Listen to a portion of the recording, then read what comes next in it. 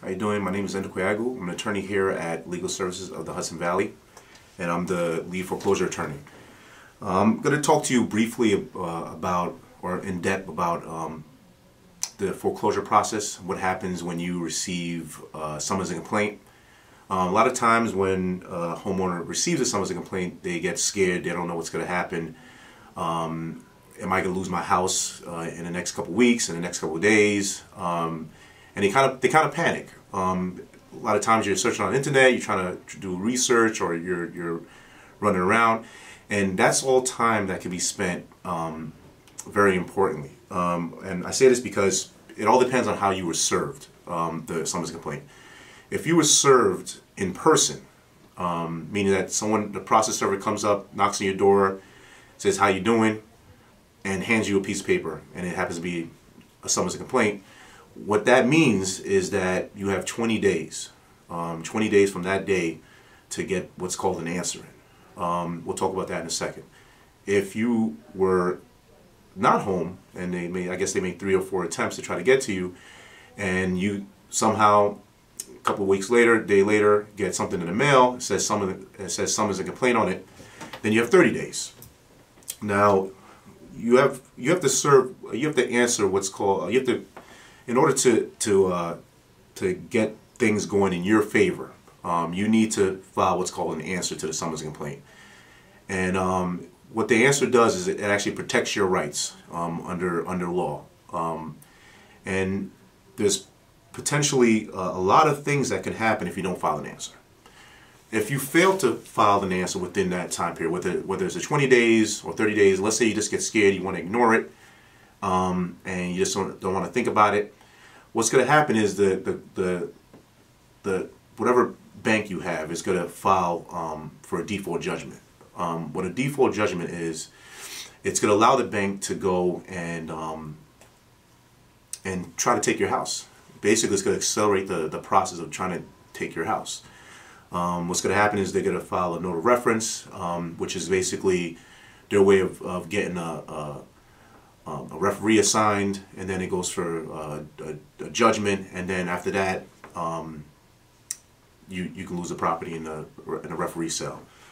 So it's very important when you get a summons and complaint to answer it. You want to protect your rights. You want to preserve your rights. So let's get back to the answer. Number one thing, don't ignore it.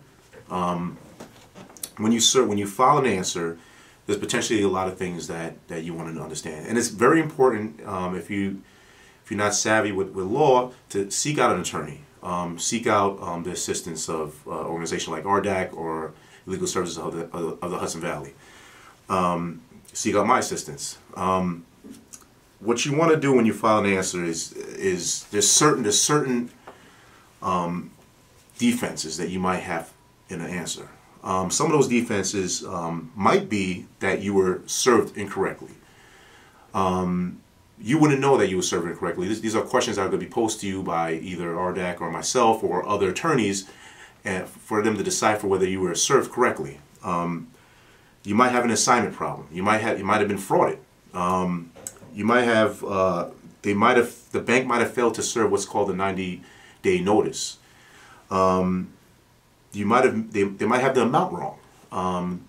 So let's say you owe $250,000 and you know that you made a couple $1,000s in payments, and it should be a lot less than what they're saying that you owe, and you have documented proof. That's a defense as well, whether it be partial or full payments.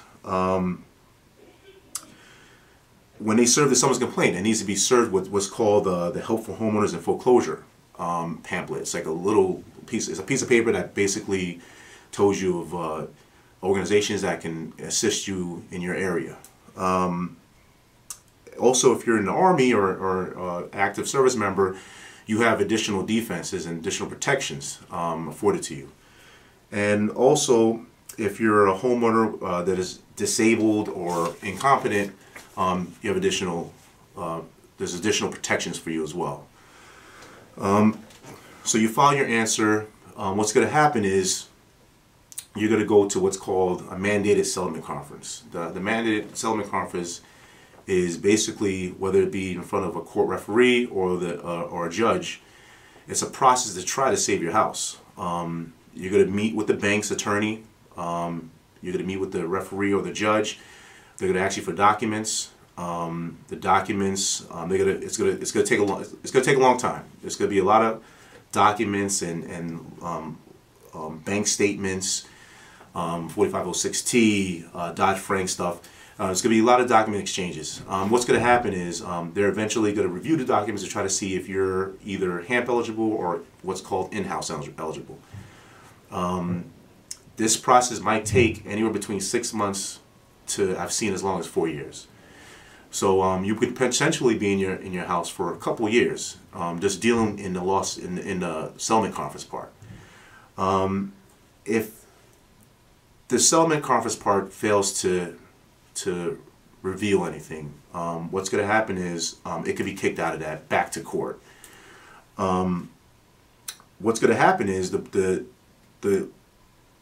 bank is going to file something called a summary judgment motion. They're going to try to say, we proved our case, and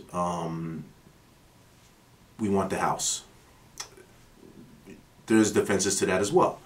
You can file an what's called a motion in opposition to that, but that's neither here or there. That's when it gets a little complicated. But the whole process takes a long time. During this whole process, between you getting the what's called a summons and complaint, and the day before anything happens with like the foreclosure sale with a referee, that's called the right of redemption. So that whole time you have the absolute right to try to save your house. And that's a very, so it takes a long time.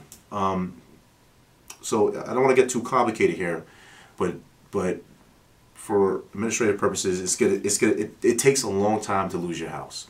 I'm going to talk briefly about Chapter 7 and Chapter 13.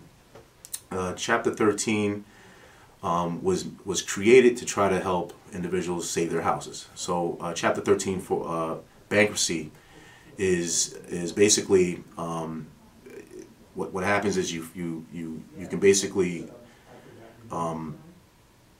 you create a plan, what's called a Chapter 13 plan, to try to itemize your unsecured and secured debt, I would say that the Chapter 13 is beneficial to individuals that have multiple mortgages, and because what you can do in the Chapter 13 is you can void out additional liens, but it's beneficial if the value of the house is less than what the original lien is, what the original mortgage is. So Chapter 13 might be beneficial for that aspect. What you can also do is you can wipe out all your unsecured debt eventually, and you can go through what's called loss mitigation, which is basically settlement conference in bankruptcy terms, to try to save your house. So, and the judge in bankruptcy court has a lot more, I would say, power than the court referee or a judge in Supreme, because it's a federal magistrate judge. So I'm not trying to say that Chapter 13 might be is the best option. It all depends on what all your secured debt is. If you have too much secured debt or unsecured debt, you might not be eligible for Chapter 13. Chapter 7 is basically a total liquidation of your unsecured debt. So if you have car loan or unsecured credit card bills, you can wipe all that clean to try to alleviate some of the financial stress. You can also do loss mitigation in Chapter 7, and you could technically void out liens in the Chapter 7 as well, but that gets a little bit complicated. Chapter 7, bankruptcy is not, I wouldn't recommend bankruptcy as the first option. It's probably like a last result kind of option, because you have to understand it's going to have a huge toll on your credit, and it's very stressful. It's going to be on your credit report for 7 to 10 years. It does have the benefit of wiping away all your unsecured, potentially voiding out liens, and keeping you in the house for a good amount of time. with the benefit of, with the hope of trying to get a securing a loan modification that's affordable. But with that being said, I would definitely recommend going through correctly through the motions in a regular foreclosure action. So when you get a summons a complaint in at your house, whether it be in your hand, in person, or by mail, just understand that it's going to require you to file an answer either in 20 days or in 30 days to preserve some of your rights under that.